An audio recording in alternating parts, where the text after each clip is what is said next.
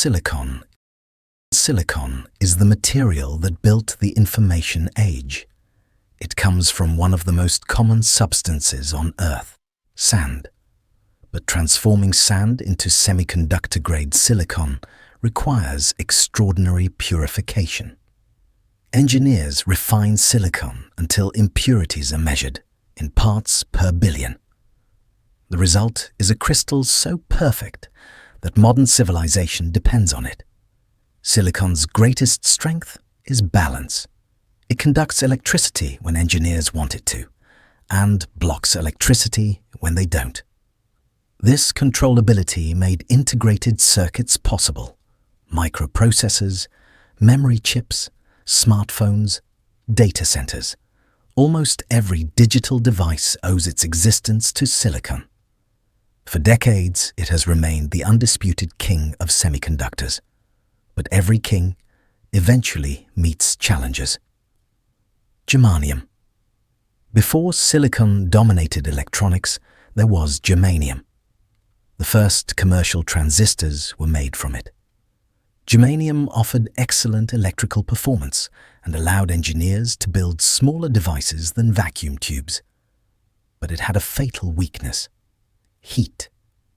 As temperatures rose, germanium became increasingly unstable. Silicon proved more practical, more durable, and easier to manufacture at scale. The industry moved on, yet germanium never disappeared.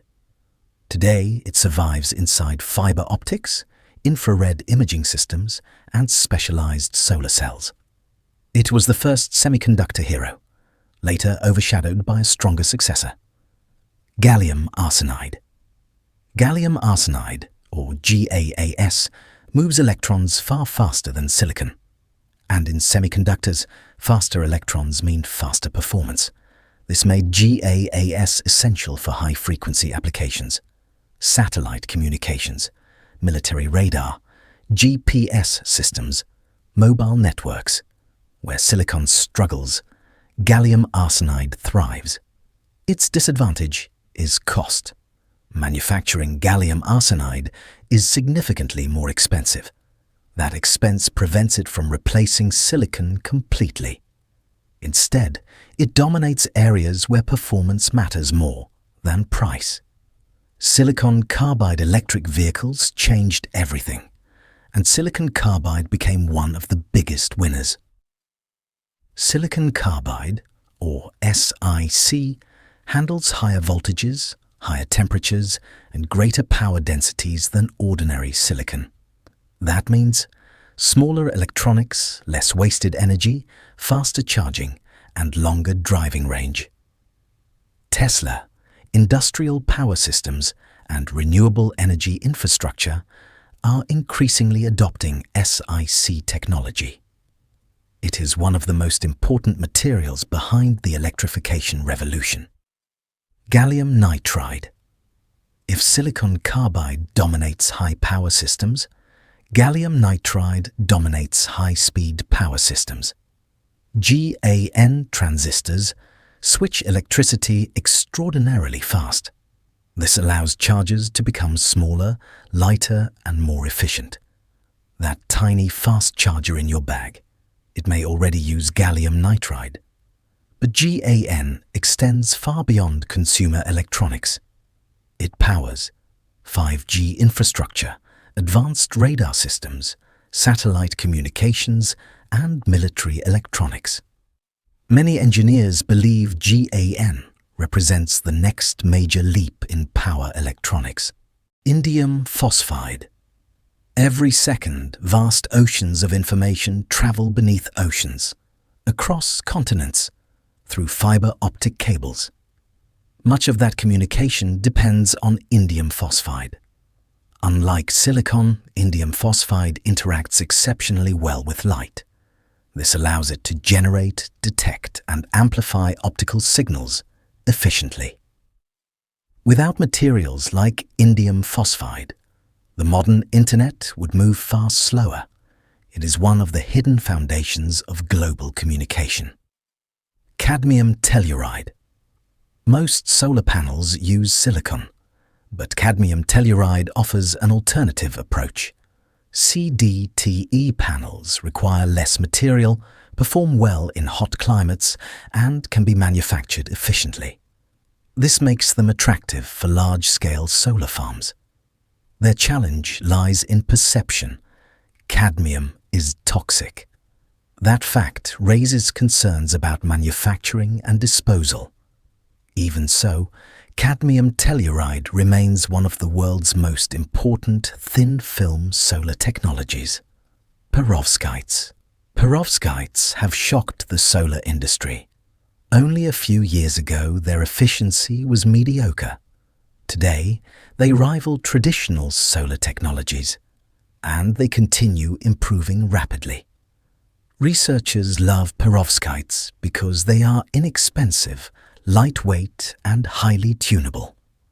Many scientists believe perovskite silicon hybrid cells could redefine solar energy. Their challenge is stability. They perform brilliantly, but surviving decades outdoors remains difficult. If that problem is solved, the solar industry could change dramatically. Quantum materials.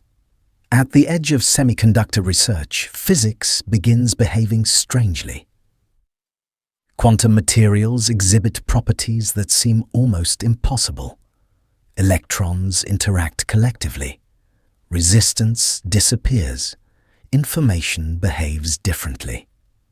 These materials may become critical for future quantum computers, ultra-sensitive sensors, and entirely new computing architectures.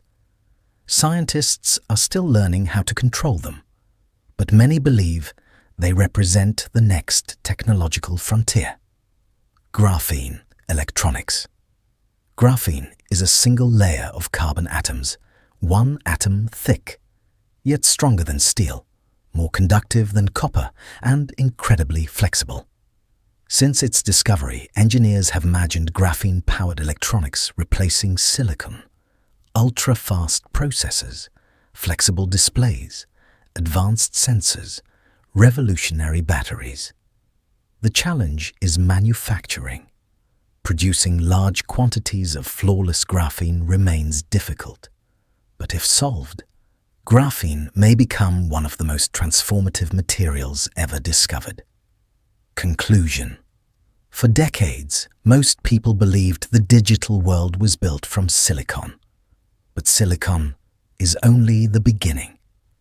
Behind every smartphone, every electric vehicle, every satellite, every AI data center, and every internet connection, different semiconductor materials are solving different problems: speed, power, light, heat, efficiency. And as technology advances, the future will depend less on a single semiconductor and more on an entire ecosystem of engineered materials. Because the next technological revolution will not be defined by software alone. It will be defined by the materials that make that software possible. Which material should we decode next? This is Every Material Explained. See you in the next one.